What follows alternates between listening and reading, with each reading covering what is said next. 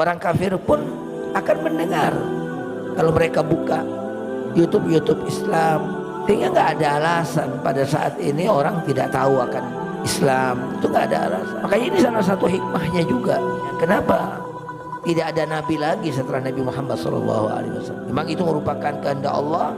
Nabi Muhammad SAW adalah penutup semua para nabi. Tetapi Allah Ta'ala ilhami kita manusia ini dengan kemajuan-kemajuan yang kemudian menjadi sebab tersebarnya dakwahnya Rasulullah SAW. Pesan-pesan Allah Ta'ala yang sudah dikatakan oleh Allah, Quran ini adalah hudan linnas, adalah petunjuk untuk seluruh manusia. Keistimewaan Al-Quran, selain dia sebagai petunjuk untuk seluruh manusia, di dalam Al-Quran juga terdapat penjelasan-penjelasan yang nyata, yang terang akan petunjuk itu. Wa bayyinatin minal huda wal furqan. Al-Quran ini jamaah sekalian menyingkap banyak hal, menyingkap banyak perkara yang tidak bisa disingkap oleh siapapun, oleh kitab manapun. Al-Quran berbicara tentang alam ghaib yang tidak bisa dilihat dan ditembus oleh pandangan manusia. Al-Quran menyingkap tentang kehidupan setelah kematian. Banyak sekali yang disingkap, yang diungkap oleh Al-Quran. Al-Quran berbicara tentang ilmu pengetahuan. Sebelum ilmu pengetahuan itu berbicara tentang banyak hal, Al-Quran sudah menyingkap terlebih dahulu, mendahului semua ilmu pengetahuan. Berbicara menyingkap tentang masalah hukum. Allah katakan Al-Quran itu nur, adalah cahaya, karena inilah yang akan menyinari kehidupan manusia.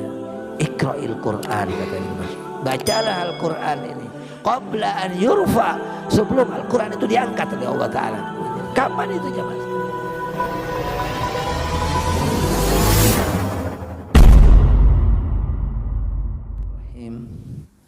Assalamualaikum warahmatullahi wabarakatuh.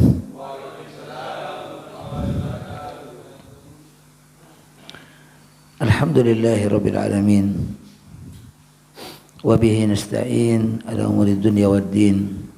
Asyhadu an la ilaha illallah wahdahu la syarika lah. Wa asyhadu anna sayyidina Muhammadan abduhu wa rasuluh. Allahumma salli wa sallim ala sayyidina Muhammad wa ala alihi wa sahabatihi wa man tabi'a hudah ila yaumiddin, amma ba'd. Rabbi shrah li sadri wa yassir li amri wahlul 'uqdatam min lisani yafqahu qawli. Subhanaka la ilma lana illa ma 'allamtana innaka antal alimul hakim wa tub 'alaina innaka antat tawwabur rahim. Ma'asyiral muslimin rahimakumullah. Alhamdulillah, kembali kita memanjatkan puji dan syukur kehadirat Allah Subhanahu wa taala di pagi hari yang penuh barakah. Waktu yang sangat istimewa antara subuh sampai terbitnya matahari, di mana setiap orang muslim diperintahkan oleh Allah Subhanahu wa taala untuk mengagungkan dan mensucikan Allah Subhanahu wa taala dengan perkataannya, dengan amalannya. Kata Allah Ta'ala, fasabbih bihamdi rabbika qabla tulu'i syamsi wa qabla al-ghurub. Maka bertasbihlah engkau dengan memuji Tuhanmu. Subhanallah walhamdulillah, memuji Allah seraya mensucikan Allah Subhanahu wa taala. Qabla tulu'i syamsi, sebelum terbitnya matahari. Sekarang ini jamaah sekalian, waktunya kita untuk bertasbih kepada Allah. Bahkan dari sejak sebelum terbitnya fajar, Allah Ta'ala perintahkan kepada Rasulullah SAW, wa minal laili, dan dari waktu malam, kata Allah Ta'ala,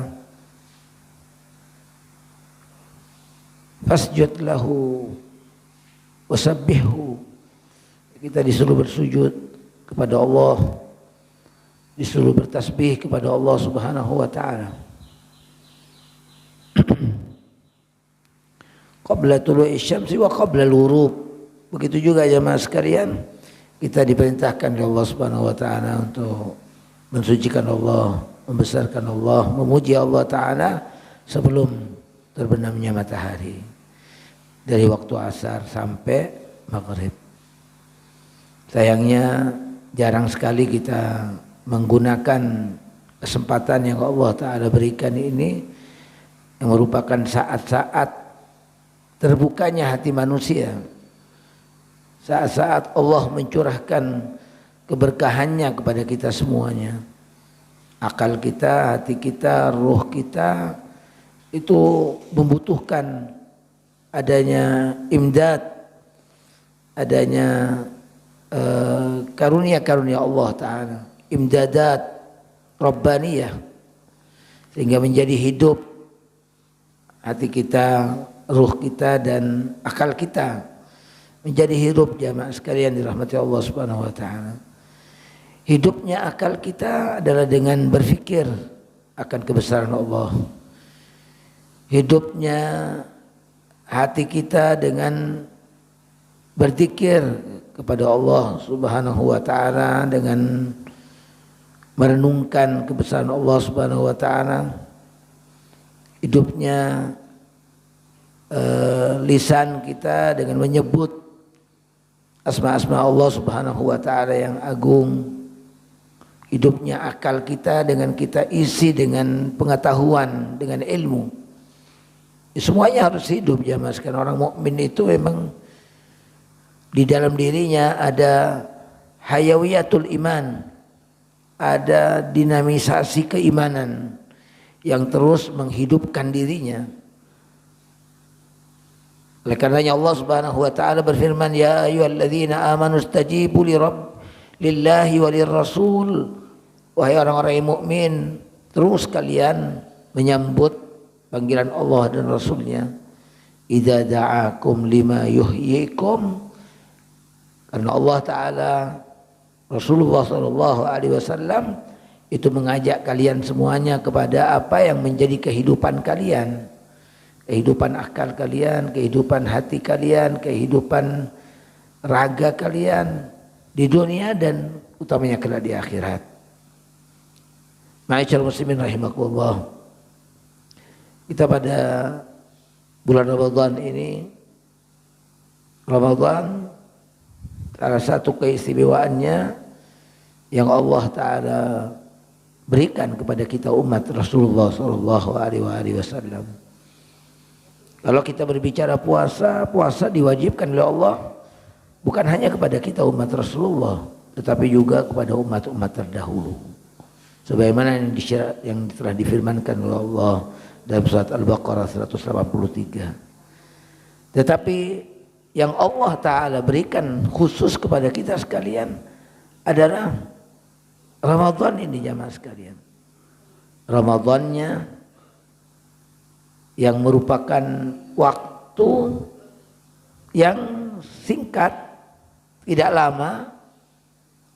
Dikatakan oleh Allah Ta'ala Ramadan ini jamaah sekalian disebut oleh Allah Ta'ala ayyaman ma'dudah. Hanya beberapa hari saja. Dan Ramadan ini jamaah sekalian laksana tamu dia. Yang datang, yang kemudian nanti akan pergi meninggalkan kita. Nanti akan ketemu lagi kita, akan menjumpai lagi kita. Seperti itu. Dhaifun murtahal. Jadi Ramadan ini adalah tamu yang datang dan akan pergi meninggalkan kita. Dan waktunya tidak lama. Ayyaman ma'dudat. Ayyaman ma'dudat itu antara 29 atau 30 hari. Tetapi ini waktu-waktu yang sangat istimewa yang Allah Ta'ala berikan kepada kita sekalian. Baik di malam harinya, di siang harinya, di setiap saatnya. Apalagi nanti ketika di 10 hari terakhir. Kita sekarang sudah masuk di pada etape yang kedua ya, dari bulan Ramadan. Bentar lagi kita sudah akan memasuki etapa yang terakhir, sepertiga terakhir. Yang ini juga merupakan keistimewaan yang Allah Ta'ala berikan kepada umatnya Rasulullah Sallallahu Alaihi Wasallam. Kemudian yang menjadi keagungan Ramadan ini, karena Allah Ta'ala menurunkan Al-Qur'annya, kitab sucinya, yaitu Al-Qur'anul Karim, itu adalah di bulan Ramadan. Sepakat ulama, nggak ada yang berbeda, karena sudah jelas ayat Qur'annya, sudah jelas mengatakan syahrul Ramadan alladzi unzila fihil Qur'an hudan linnas wa bayyinatin minal huda wal furqan faman syahida minkum asy-syahra falyasum. Kata Allah Ta'ala, bulan Ramadan Allah sebutkan secara khusus bulan ini, jamaah sekalian. Nggak ada sebutan bulan-bulan yang lain dalam Al-Quran, nggak ada. Mana kita dapati sebutan bulan Syawal, Dzulqa'dah, Dzulhijjah, nggak ada. Yang disebutkan secara khusus, secara definitif oleh Allah adalah hanya Ramadan. Seakan-akan jamaah sekalian semua bulan itu Ramadan, seakan-akan. La yauma illa Ramadan, seakan-akan tidak ada hari kecuali Ramadan, seakan-akan begitu. Ini untuk menggugah diri kita semuanya. Yang lainnya oleh Allah Ta'ala disebutkan hanya secara global. Inna iddatash syuhuri indallahi 12 syahran, bahwa dalam satu tahun ada 12 bulan, itu secara global disebut oleh Allah. Kemudian ada 4 bulan kata Allah, minha arba'atul hurum, ada 4 bulan haram. Itu juga disebutkan secara global oleh Allah Ta'ala. Tapi yang Allah sebutkan secara khusus kepada kita sekalian adalah bulan Ramadan. Kenapa kata Allah syahrul Ramadan alladzi unzila fihil Qur'an, yang telah diturunkan di dalamnya Al-Qur'an. Al-Qur'an jamaah sekalian adalah merupakan nikmat yang Allah Ta'ala karuniakan kepada kita sekalian manusia, pada umat Islam secara khusus, bahkan untuk umat manusia secara umum. Karena Al-Quran itu adalah merupakan hudan linnas, adalah petunjuk untuk seluruh manusia. Di sini kadang-kadang kita merenungkan jamaah sekalian, kita masih belum mampu menyampaikan pesan-pesan Al-Quran itu kepada semua orang. Padahal Al-Quran mengisyaratkan kepada kita sekalian agar pesan-pesan Quran ini sampai kepada setiap orang. Hudan linnas, karena ini adalah petunjuk untuk seluruh manusia.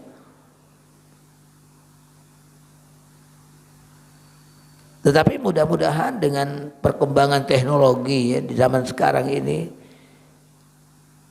bisa sampai pada setiap orang pesan-pesan Allah Ta'ala, pesan-pesan Quran ini. Orang kafir pun akan mendengar, ya, akan mendengarkan. Kalau mereka buka YouTube Islam, mereka akan mendengar. Sehingga nggak ada alasan pada saat ini orang tidak tahu akan Islam. Itu nggak ada alasan jemaah sekalian. Makanya ini salah satu hikmahnya juga. Salah satu hikmahnya kenapa tidak ada nabi lagi setelah Nabi Muhammad SAW. Memang itu merupakan kehendak Allah. Nabi Muhammad SAW adalah penutup semua para nabi. Gak ada nabi setelah Rasulullah SAW. Tetapi Allah Ta'ala ilhami kita manusia ini dengan kemajuan-kemajuan yang kemudian menjadi sebab tersebarnya dakwahnya Rasulullah SAW. Pesan-pesan Allah Ta'ala yang sudah dikatakan oleh Allah, Quran ini adalah hudan linnas, adalah petunjuk untuk seluruh manusia. Hudan linnas wa bayyinatin minal huda. Keistimewaan Al-Quran jamaah sekalian, selain dia sebagai petunjuk untuk seluruh manusia, di dalam Al-Quran juga terdapat penjelasan-penjelasan yang nyata, yang terang akan petunjuk itu. Wa bayyinatin minal huda wal furqan. Dan Al-Quran ini jamaah sekalian menyingkap banyak hal. Al-Furqan itu mempunyai dua makna. Yang pertama, Al-Furqan itu artinya pembeda, yang membedakan di antara yang tidak sama. Dan ini sangat penting jamaah sekalian untuk kehidupan kita. Jangan sampai kita ditipu dengan orang-orang yang ingin mengaburkan, hal-hal yang tidak sama dianggap sama. Ini bahaya, menyalahi sunnatullah. Ketika kemudian orang menyamakan semuanya yang tidak sama itu, bagaimana orang akan menyamakan siang dan malam? Nggak sama siang dan malam. Bagaimana mereka mengatakan laki-laki dengan perempuan sama? Nggak sama. Laki-laki dengan perempuan itu hal yang berbeda. Bagaimana kemudian dikatakan riba itu sama dengan jual beli? Tidak sama. Al-Quran menyingkap perbedaan-perbedaan ini semuanya. Itulah yang disebut dengan Al-Furqan. Itulah yang disebut dengan Al-Furqan. Al-Quran menyingkap perbedaan-perbedaan. Ahallallahu al-bai'a wa harrama riba. Katalah orang-orang Yahudi mengatakan, oh sama saja, jual beli dengan riba itu sama saja. Allah tolak pemikiran itu. Tidak sama, kata Allah Ta'ala. Ketika orang mengatakan laki-laki dengan perempuan sama, ditolak oleh Allah Ta'ala. Laisad dzakaru kal unsa. Enggak sama, kata Allah. Laki-laki dengan perempuan itu enggak sama. Nah ini ya mas kan, Al-Furqan. Membedakan. Yang pertama makna Al-Furqan. Yang kedua, Al-Furqan itu artinya apa? Menyingkap banyak perkara yang tidak bisa disingkap oleh siapapun, oleh kitab manapun. Al-Quran yang menyingkapnya. Al-Quran berbicara tentang alam ghaib yang tidak bisa dilihat dan ditembus oleh pandangan manusia. Al-Quran menyingkap tentang kehidupan setelah kematian. Banyak sekali yang disingkap, yang diungkap oleh Al-Quran. Oleh karena jamaah sekalian, antara kitab-kitab samawi itu Taurat, Injil, Zabur, Quran, itu tidak ada bedanya dalam masalah akhirat. Ya, itu nggak ada perbedaan, sama, karena ini semuanya turun dari Allah Subhanahu wa taala. Berbicara tentang akhirat semuanya sama. Informasinya tidak ada yang berbeda. Tentang akidah Allah yang Maha Esa sama. Nggak ada yang berbeda. Tentang kenabian itu sama. Yang kita dapati adanya perbedaan itu di tataran syariatnya. Di tataran syariatnya. Nah itu jamaah sekalian rahimakumullah. Jadi Al-Quran ini adalah wa bayyinatin minal huda wal furqan. Jadi makna Al-Furqan yang kedua menyingkap banyak hal. Al-Quran berbicara tentang ilmu pengetahuan. Sebelum ilmu pengetahuan itu berbicara tentang banyak hal, Al-Quran sudah menyingkap terlebih dahulu. Mendahului semua ilmu pengetahuan. Misalnya jamaah sekalian,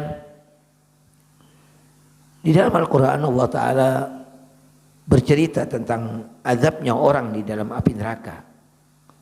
Kata Allah Ta'ala, kullama nadijat juluduhum baddalnahum juludan ghairaha. Setiap kali manusia yang disiksa dalam api neraka sampai masak kulit-kulit mereka, itu kata Allah, kami ubah, kami ganti juludan ghairaha dengan kulit-kulit yang lain. Setelah masak hancur lebur, masak kulitnya, manusia disiksa dalam api neraka, oleh Allah diganti dengan kulit yang baru, juludan ghairaha. Lalu Allah katakan apa? Nah ini ya mas sekali, bagaimana Al-Quran menyingkap ilmu pengetahuan. Kata Allah, liyadzuqul azab, supaya mereka merasakan sakitnya siksa itu. Ini menyingkap ilmu pengetahuan yang sebelumnya tidak ada. Al-Quran yang menyingkap ya mas sekalian. Ternyata pusat sakit pada diri manusia itu adalah di dalam kulit, pada kulit manusia. Itu pusat sakit manusia. Pusat rasa sakit dalam diri kita ini adalah di kulit ya mas sekalian. Begitu yang disyaratkan Al-Quran. Liyadzuqul azab kata Allah. Makanya oleh Allah diganti kulit manusia. Setelah masa diganti oleh Allah. Bukan saraf, ya, bukan yang lainnya, tapi yang pusat rasa sakit itu adalah kulit. Dan banyak lagi bagaimana Al-Quran itu menyingkap ilmu pengetahuan ini. Itulah Al-Furqan. Cuma kita ini umat Islam menjadi mundur karena kita nggak perhatian sama Al-Quran. Ya, kita nggak perhatian dengan Al-Quran. Apa yang dituntut oleh Al-Quran untuk kita pikirkan, untuk kita renungkan, kadang kita nggak merenungkannya. Nah itulah diantara yang disingkap oleh Al-Quran. Kemudian jamaah sekalian, Al-Quran ini berbicara menyingkap tentang masalah hukum, ya, tentang aturan, tentang hukum. Sehingga Allah Subhanahu wa ta'ala itu memberikan tatanan yang sempurna kepada manusia, yang dengannya manusia bisa menjadi baik. Pertama jamaah sekalian, pedomannya jelas, bersifat Rabbani. Al-Quran datang dari Allah Subhanahu wa ta'ala, firmannya Allah Subhanahu wa ta'ala. Jadi pedomannya adalah, manhajnya adalah manhaj Rabbani yang datang dari Allah Subhanahu wa ta'ala. Kemudian hadis-hadis Rasulullah SAW menjelaskan kepada ayat-ayat Quran, hadis-hadis Nabi juga dikatakan oleh Allah Ta'ala, wa ma yantiqu 'anil hawa. Nabi enggak berbicara dari hawa nafsunya. In huwa illa wahyun yuha, melainkan wahyu dari Allah Subhanahu wa ta'ala. Jadi manhajnya Islam ini manhaj yang Rabbani. Ya. Kemudian hukumnya juga demikian. Hukumnya adalah hukum-hukum yang Rabbani. Lengkap.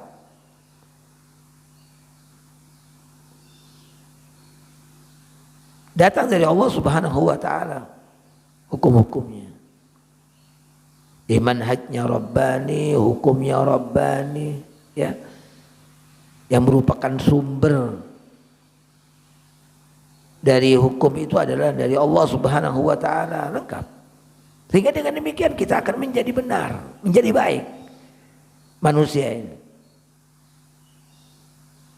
Kata Allah Ta'ala, kunu rabbaniyina, jadilah kalian manusia-manusia yang Rabbani itu. Bima kuntum tu'allimuna al-kitaba wa bima kuntum tadrusun, dengan kalian mengajarkan dan mempelajari kitab Allah Subhanahu wa ta'ala. Dengan demikian kita akan menjadi baik, menjadi manusia-manusia yang berkualitas, yang unggul, ya.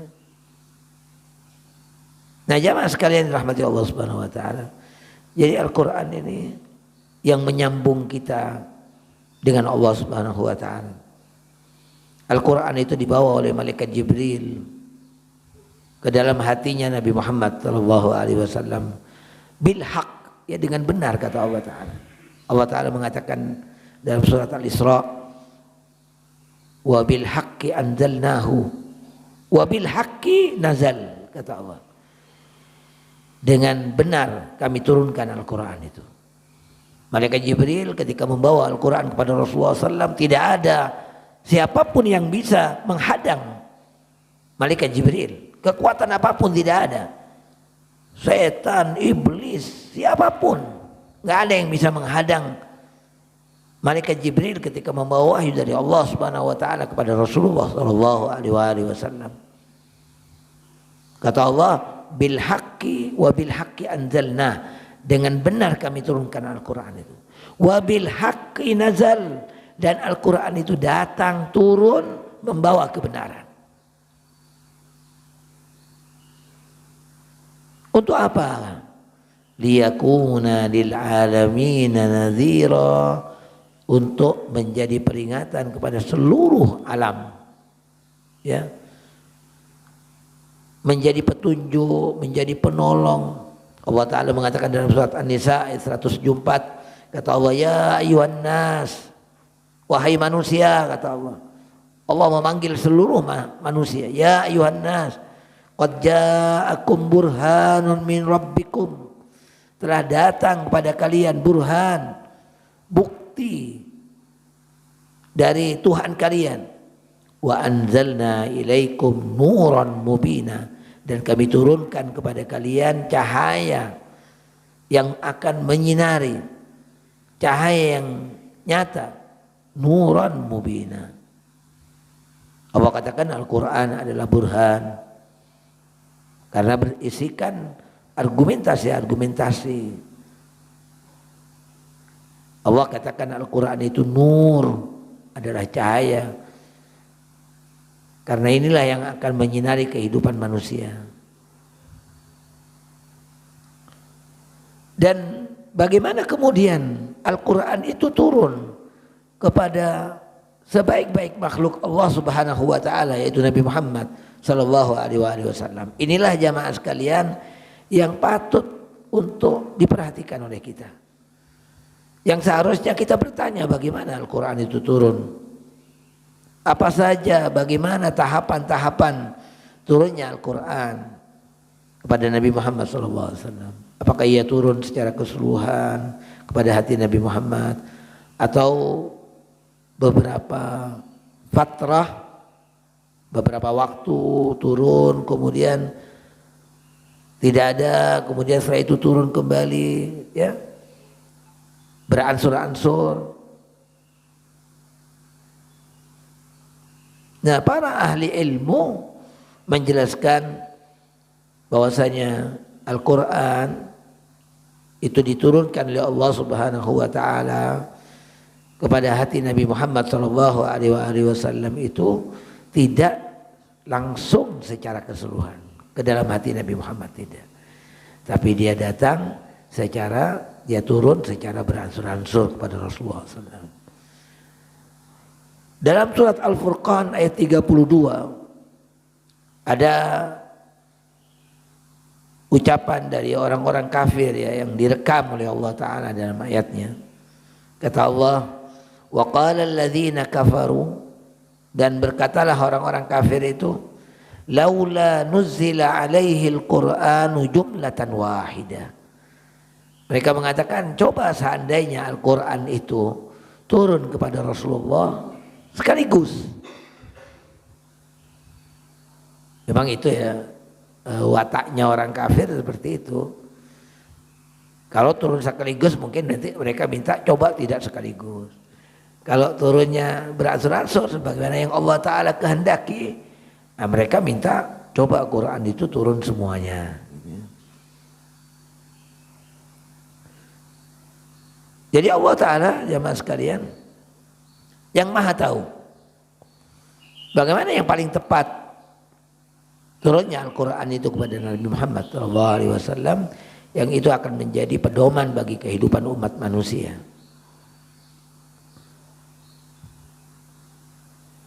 Sehingga Al-Quran itu oleh Allah Ta'ala tidak diturunkan secara keseluruhan langsung kepada Rasulullah, tetapi beransur-ansur. Allah katakan dalam surat Al-Furqan, kata Allah, kadzalika linutsabbita bihi fuadaka, demikianlah wahai Nabi Muhammad, kami hendak menguatkan hatimu.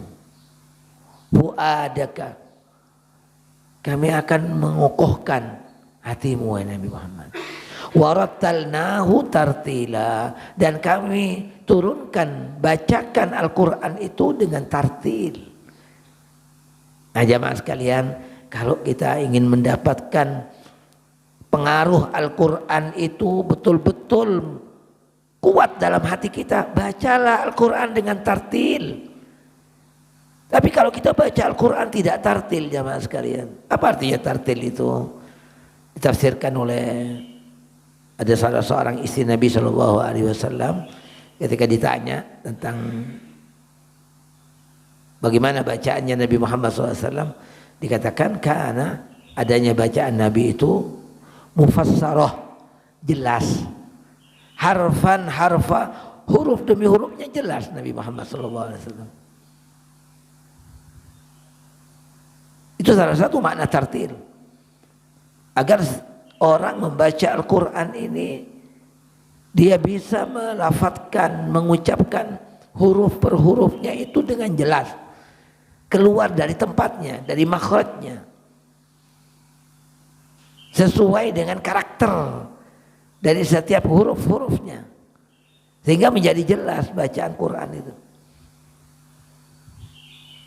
Nah, kita kalau betul-betul akan mendapati pengaruh yang kuat dari Al-Quran, dari apa yang kita baca, bacalah Al-Quran itu dengan tartil.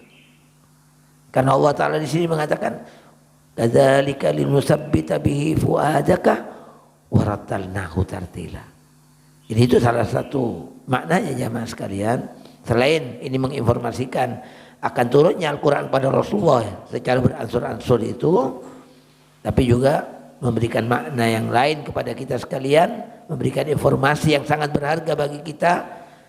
Kalau kita ingin mendapatkan pengaruh yang kuat terhadap hati kita dari apa yang kita baca dari ayat-ayat Allah, bacalah Al-Quran itu dengan tartil.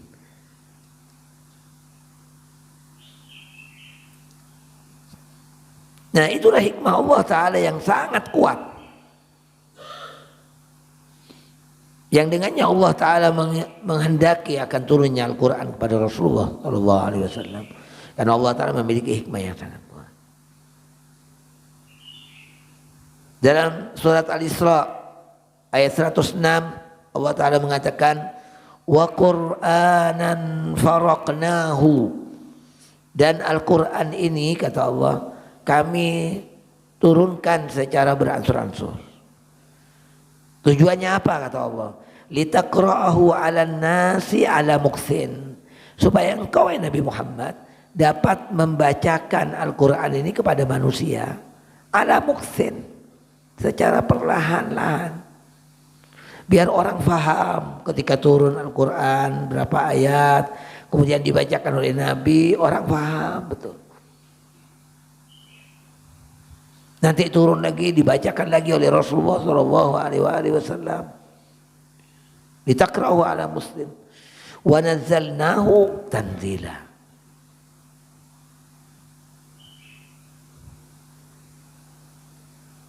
Jadi apa yang diisyaratkan oleh firman Allah di surat Al-Isra ayat 106 ini, turunnya Al-Quran secara beransur-ansur itu supaya lebih dapat difahami ya, oleh kita, oleh manusia, oleh orang yang mendengarkannya. Adapun sebab-sebab turunnya Al-Quran kepada Nabi Muhammad SAW, bahwasanya Al-Quran ini turun sesuai dengan kebutuhan. Apa yang dibutuhkan oleh Rasulullah ketika beliau menghadapi sesuatu hal, maka turunlah Al-Quran. Atau adanya peristiwa yang terjadi, ada kejadian yang terjadi, maka Allah Ta'ala kemudian menurunkan Qurannya. Kadang Al-Quran itu jamaah sekalian turun hanya 5 ayat atau lebih ya, 10 ayat.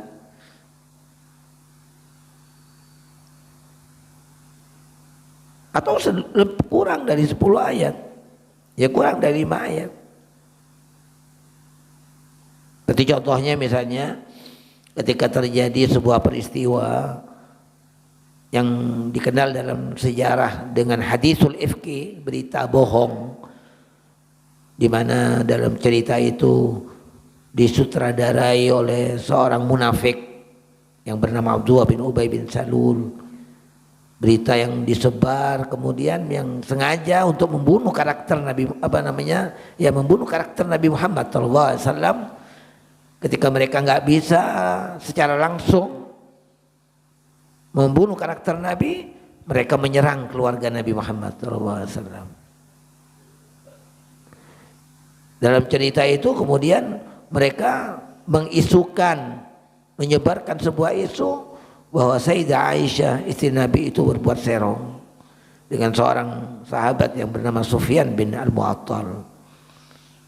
Nah, atas kejadian itu kemudian Allah Ta'ala turunkan surat An-Nur dari ayat 11 sampai 20. Berarti 11 sampai 20 berapa ayat? 10 ayat. Ya. Turun 10 ayat dari surat An-Nur.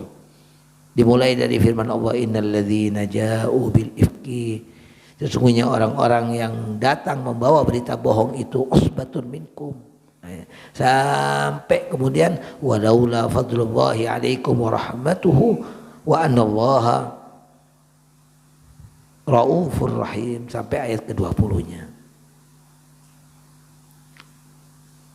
Bahkan pernah jamaah sekalian ayat itu turun itu hanya sepotong, ya, hanya sepotong. Itu riwayat dalam hadis Barra bin Azib radhiyallahu an.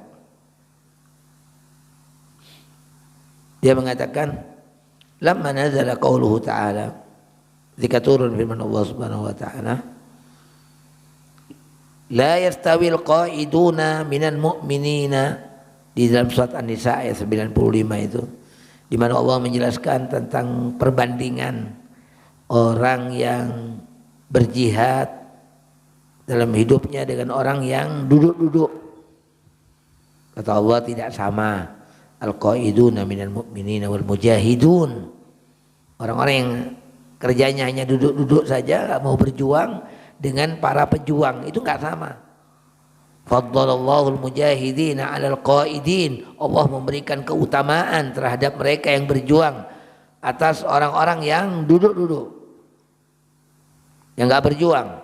Jadi istilahnya qaid, orang yang berjuang itu diistilahkan, disebut oleh Allah sebagai qaid, orang yang hanya duduk, kerjanya duduk, nggak mau berjuang.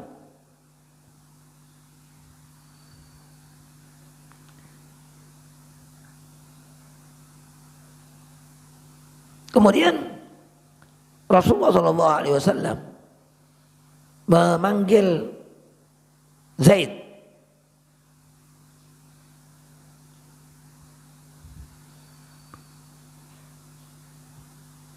Salah satu penulis wahyu, Zaid bin Thabit, ya, Zaid bin Thabit dipanggil oleh Nabi SAW ketika turun ayat itu untuk menulis wahyu ini. La yastawil qaiduna minal mu'minin. Di dalam ayat itu jamaah sekalian, awalnya tidak ada kata-kata ghairu ulid darar, selain mereka yang punya keterbatasan fisik, dari orang-orang yang memang tidak bisa berjuang, nggak bisa berperang. Itu ayat itu nggak ada kata-kata ghairu ulid dararnya pada pertama, nggak ada. Nah, kemudian datang sahabat Abdullah bin Umi Maktum yang buta, ya, dia mengadu pada Rasulullah SAW. Ya Rasulullah, bagaimana ya Rasulullah? Aku ini nggak bisa mencapai derajat yang Allah Ta'ala muliakan dari para pejuang. Aku ini kan buta ya Rasulullah. Nah, kemudian ketika Zaid bin Harithah ini, bin Thabit ini dipanggil oleh Nabi SAW, disentuhkan lututnya atau ya lututnya Nabi SAW, ya, disentuhkan kepada Zaid. Pada saat itu turun ayat jamaah sekalian. Zaid ini yang bersentuhkan tubuhnya dengan Nabi SAW itu merasa gak mampu menahan begitu beratnya ayat Quran ketika turun itu kepada Nabi Muhammad SAW. Padahal hanya potongan ayat ghairu ulid darar, hanya itu saja. Kita bayangkan bagaimana Nabi Muhammad yang menerima sampai 5 ayat, sampai 10 ayat. Padahal potongan ayat sedikit saja ghairu ulid darar, itu beratnya luar biasa. Oleh karenanya Allah Ta'ala di surat Al-Muzammil itu mengatakan apa? Kata Allah Ta'ala, qaulan sakila, Inna sanulki alaika qawlan tsaqila. Kami akan menyampaikan kepada engkau ya Muhammad suatu perkataan yang berat. Itu dirasakan betul oleh Zaid, salah satu penulis Nabi, penulis wahyu Allah Ta'ala. Ya, sekretaris Rasulullah SAW.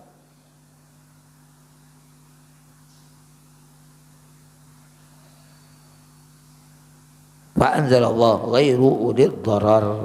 Ya, Allah Ta'ala kemudian menurunkan pada waktu itu ghairu ulil darar. Surat An-Nisa ayat 95.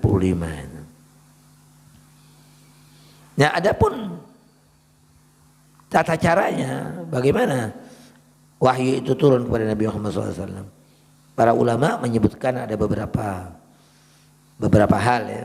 Yang pertama, wahyu itu turun pada Rasulullah itu seperti bunyi bel, ya seperti bunyian bel. Nah ini yang terasa paling berat kepada Rasulullah SAW. Ya, yang mendengar itu hanya Nabi Muhammad tentunya. Yang lainnya nggak mendengar itu. Bagaimana diriwayatkan oleh Sayyidah Aisyah radhiyallahu anha, Al-Harits bin Hisham radhiyallahu anhu sa'ala Rasulullah faqala ya Rasulullah kaifa ya'tikal wahyu. Al-Harits bertanya, wahai Rasulullah, bagaimana wahyu itu datang pada Anda? Faqala ahyanan ya'tini, kadang-kadang kata Rasulullah datang padaku misla salsalatil jaras, seperti suara bel. Wa huwa asyaddu alayya, dan itu yang paling berat kepadaku kata Nabi. Wa huwa asyadduhu alayya. Fa yanfasimu anni wa qad wa'itu anhu. Jadi dibalik suara yang keras itu jamaah sekalian, Nabi memahami apa yang diturunkan kepada beliau.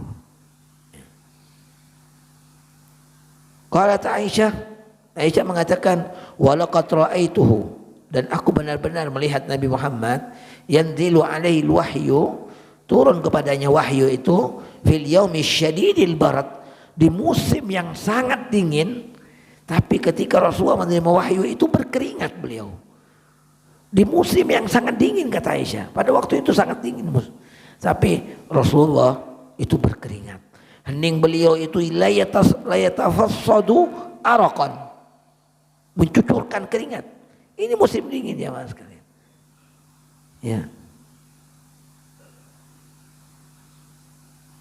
Itu yang pertama. Yang kedua, kadang-kadang datang wahyu pada Rasulullah di mana malaikat Jibril itu datang dengan menyerupai seorang laki-laki. Datang kepada Nabi Muhammad SAW menyampaikan firman-Nya Allah Subhanahu wa taala.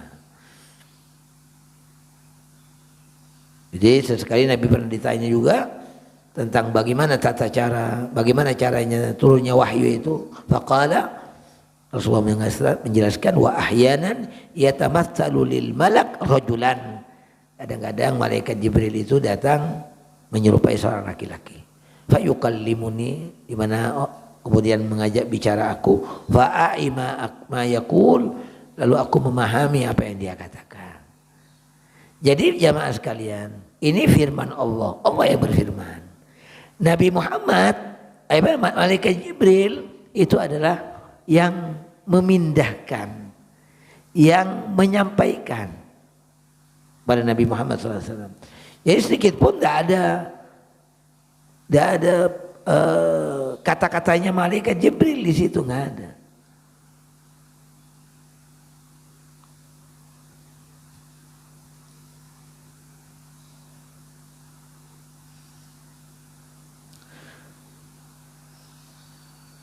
Ada sebuah kisah juga bahwa malaikat itu datang menyerupai seorang sahabat yang bernama Dahya Al-Kalbi.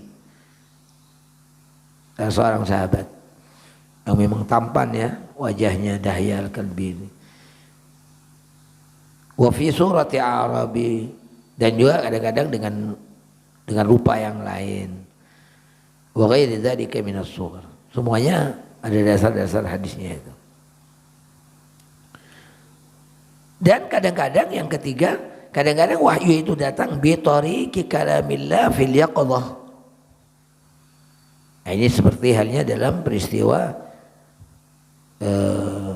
dalam hadis yang menjelaskan tentang perjalanan Isra-nya Nabi Muhammad sallallahu alaihi wasallam. Itu langsung Allah Subhanahu wa taala menyampaikan pada Rasulullah sallallahu alaihi wasallam. Dalam kondisi Nabi dalam keadaan terjaga beliau.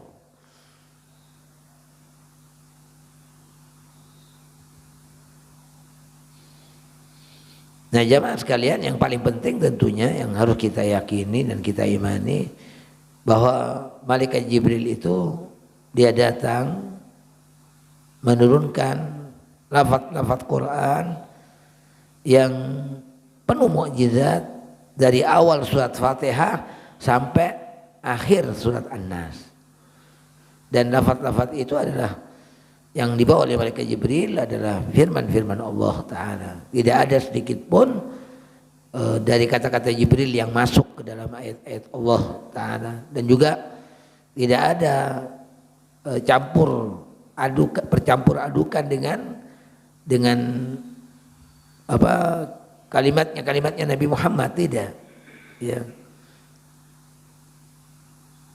Allah Ta'ala mengatakan dalam surat Hud ayat 1, kata Allah, kitabun, ini kitab, kata Allah, uhkimat ayatuhu, yang ayat-ayatnya benar-benar kokoh, kata Allah. Tsumma fussilat, kemudian ayat-ayatnya itu dijelaskan. Dari mana itu semuanya? Penjelasan-penjelasan ayat-ayat Quran, min ladun hakimin khabir, dari sisi Allah, zat yang maha hakim dan maha tahu. Jadi lafaz-lafaz Quran yang kita baca ya adalah datang dari Allah Subhanahu wa taala Rabbul Alamin. Malaikat Jibril tugasnya memindahkan kepada Rasulullah sallallahu alaihi wasallam. Sedangkan Rasulullah apa tugasnya? Menghafalkan apa yang dibacakan. Kata Allah Ta'ala dalam surah Al-Qiyamah itu, inna alaina jam'ahu wa qur'ana fa idza qara'nahu fattabi' qur'ana. Tugas kami, kata Allah mengatakan dalam Al-Quran, jam'ahu, mengumpulkan di hati Nabi Muhammad SAW, wa qur'ana, dan membacakannya. Itu malaikat Jibril, ya. Malaikat Jibril tugasnya itu menyampaikan kepada Rasulullah. Fa idza qara'nahu, kalau kami telah membacanya, fattabi' qur'ana, lalu kemudian ikutilah bacaannya. Ya, tugasnya Nabi Muhammad SAW menghafal.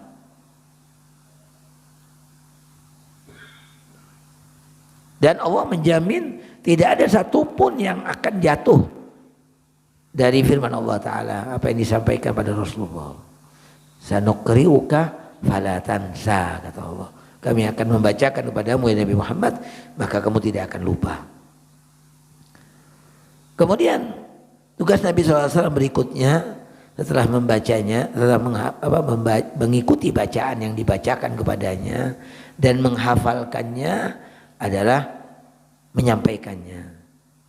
Ya, menyampaikannya, menjelaskannya, dan mengamalkannya. Itu tugasnya Nabi Muhammad SAW. Allah mengatakan dalam surat Asy-Syu'ara ayat 192 sampai 194, kata Allah, wa innahu, dan bahwasanya Al-Quran ini la tanzilu rabbil alamin, adalah sesuatu yang diturunkan dari Allah Ta'ala, Rabb sekalian alam. Nazala bihir ruhul amin, yang dibawa turun oleh malaikat Jibril, ar-ruh al-amin, ala qalbika, ke dalam hatimu ya Nabi Muhammad, litakuna minal mundirin, supaya engkau dapat menyampaikannya. Itu ya. Jadi yang berfirman adalah Allah, yang memindahkan atau menyampaikan adalah malaikat Jibril, yang menerima adalah Nabi Muhammad sallallahu alaihi wasallam.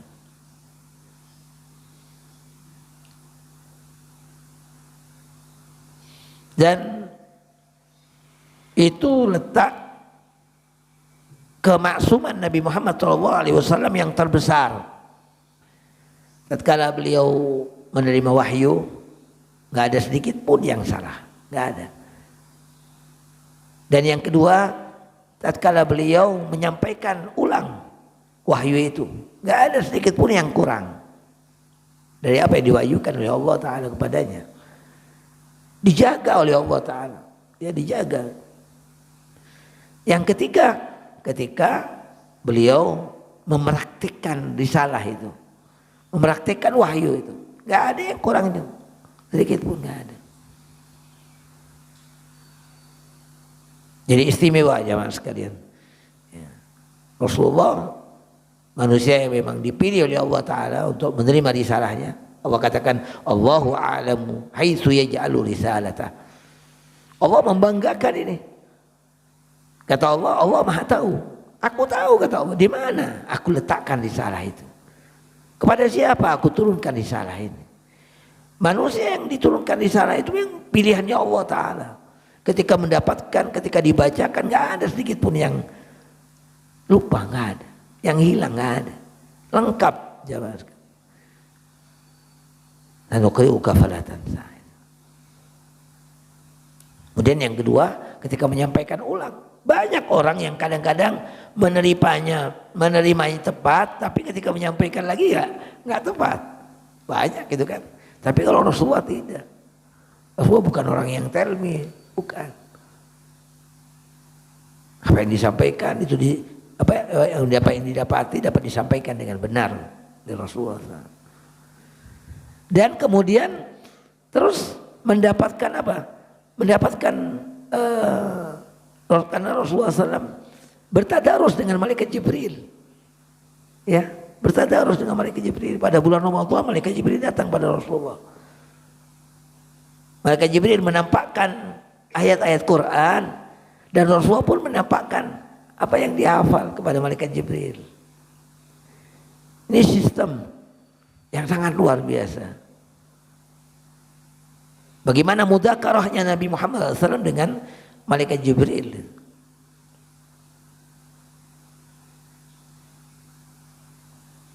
Karena memang yang menjaga Al-Quran adalah Allah Subhanahu wa Ta'ala.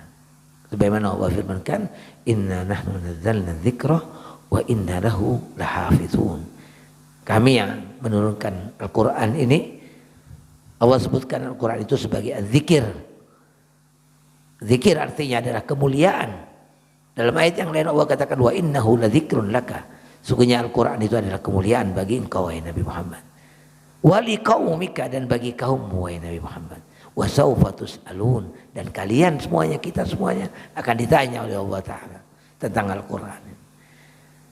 Terakhir jamaah sekalian, Ibnu Mas'ud dalam sebuah ungkapannya beliau mengatakan Iqra'il Quran, kata Ibnu Mas'ud. Bacalah Al-Quran ini qabla an yurfa, sebelum Al-Quran itu diangkat oleh Allah Ta'ala. Nanti Al-Quran ini jamaah sekalian akan diangkat kembali oleh Allah Ta'ala. Ini kesempatan bagi kita, di mana Al-Quran sudah turun pada Rasulullah, kemudian kita membacanya, dapat membacanya sampai hari ini. Tapi nanti satu saat di akhir zaman nanti akan diangkat kembali Al-Quran itu. Diangkatnya Al-Quran jamaah sekalian, pertama Allah angkat apa yang dihafalkan oleh manusia, yang ada dalam dada-dada manusia, itu akan diangkat oleh Allah. Sehingga para hafidh Quran nanti menjadi tidak hafal lagi. Diangkat oleh Allah dari dada manusia. Itu yang pertama. Yang kedua jamaah sekalian, tulisannya juga akan hilang. Dari mushaf Quran itu nanti akan hilang. Akan diangkat semuanya. Kapan itu jamaah sekalian? Allah Ta'ala mengatakan di dalam Al-Quran, ketika Allah menginformasikan tentang keluarnya binatang besar nanti dari bumi, akhrajna lahum dabbatan minal ard.